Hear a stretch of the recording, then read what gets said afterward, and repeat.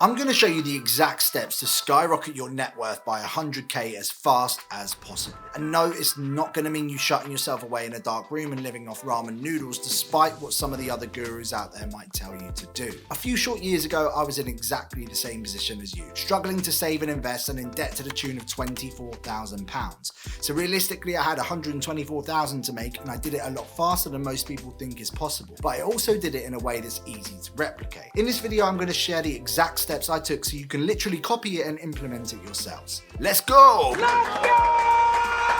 Alright, so why 100k? Charlie Munger, who unfortunately passed away recently, but if you don't know who he was legendary investor Warren Buffett's partner and previous vice chairman of Berkshire Hathaway, which is a company worth over hundreds of billions of pounds. Now, Charlie and Warren are up there with the most famous investors of all time, and they worked together successfully for over 50 years. Charlie said the first 100k is a bitch, but you've got to do it. I don't care what you have to do. If it means walking everywhere and not eating anything that wasn't purchased with a coupon, find a way to get your hands on 100k. The reason behind Munger's focus on this initial amount, well, it's the power of compounding. Once you've got that base, the path to greater wealth becomes a lot smoother. And with compounding returns, 100k can actually grow significantly over time. After that, you can ease off the gas a little bit, he says. Now, look, he is 100% right, but it does sound like a bit of a rough few years, right? So is there a way of doing this that we're still able to get there in decent time but not living off coupons? Luckily for you, the answer is yes. So before we go any further, we need to know what we're in for here. Now, I'm going to pretend that I earn just above the UK average salary of £40,000 for the rest of this video. Everything I base this off will stem from this, which gives us £2,650 a month to play with. If we invested 15% of our salary, that gives us £397.50, but I'm going to call it £400 for this video, just, rounding it up. So we start with £400 in that box at the top, and we're going to invest it into an index fund, which will give us 10%, and I'm going to put that in that box there, and I'm going to talk about returns more shortly. We're going to put £400 a month into the box there and have a play around with this. So let's start with 10 years. Okay, that isn't enough, so let's look at 11. No, okay, right, well, 11 years, 3 months.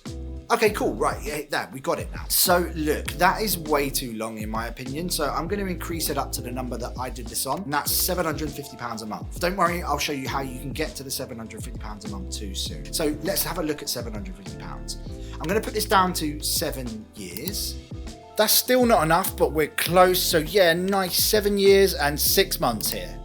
Cool, that works. That's just over how long it took me to do it. Mine was 6 years and 3 months, but that's because I had a couple of great years in the stock market, which could 100% happen to you here too. So remember, we don't want this to impact our life too much when we're doing this. So next up, we're going to discuss ways to increase our pot up to the £750. So we need to just find £750 a month to actually get us there. Now, step number 2 is budgeting. Yes, nobody enjoys it, but we need to get our finances in check. Otherwise, we'll simply never do it. It is that simple. We need to cut out the crap and things that we don't actually need, but keep the things that are most important to us. What we need to do is get that minimum of £400 out of our budget. So any way we need to do that is what we need to do here. Now, look, you're going to need to make some tough decisions. How important is that Audi on finance? How important is the expensive gym? How important is the £200 a month that you're currently spending on delivery? How important are those new trainers that you buy yourself every month? You'll also want to get tactical here and look at the bills which could be reduced or renegotiated. If you want to build wealth,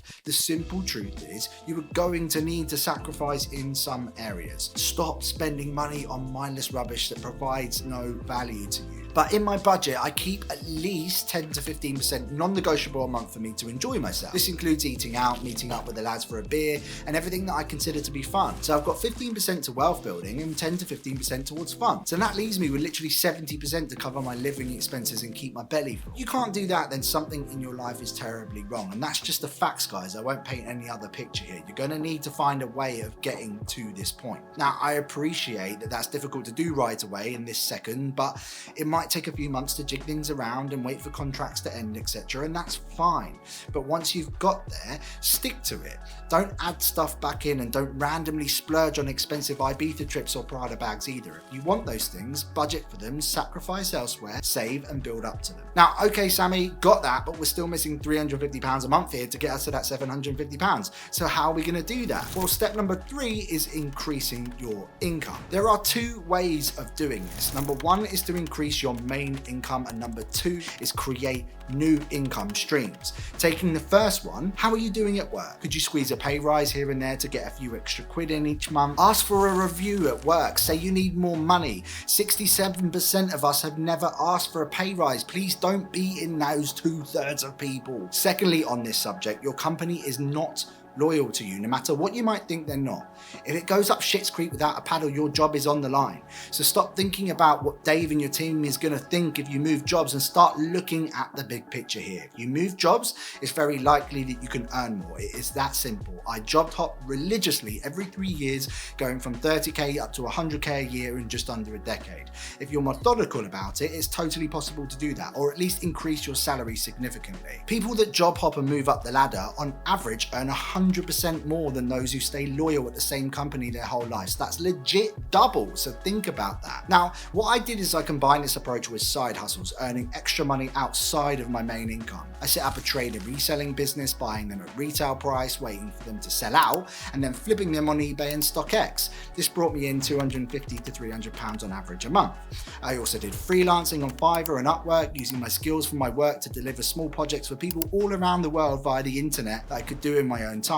This brought me in £100 to £200 a month, depending on how many jobs that I did. The last one I did for cash injections was to do car boot sales on behalf of friends and family, gave them a cut of what I made. Literally, I came around the house, I picked up all their stuff and I sold it at car boot sales. I gave them the cut, which was around half usually, minus expenses, and I kept the rest. And this gave me £50 to £100 depending on the goods that I sold. So do a time evaluation, look at where you're spending 2 hours a day scrolling on TikTok or watching Netflix, and be creative and put that time to work. Now, step number 4 is secure yourself. Money saved is still contributing to the net worth, but for me, one of the most important steps you can make when building wealth is to secure yourself with an emergency fund. The reason being is life just happens. Someone crashes into your garden wall, you spill tea over your laptop, lightning strikes your fence down, you get the picture here. When this happens, if we haven't got an emergency fund ready to go, it's a financial disaster rather than an inconvenience. So aim to build up an easily accessible emergency fund of at least 3 months of pay. So in this case, 7,500 give or take. Keep this somewhere earning high interest and is readily available.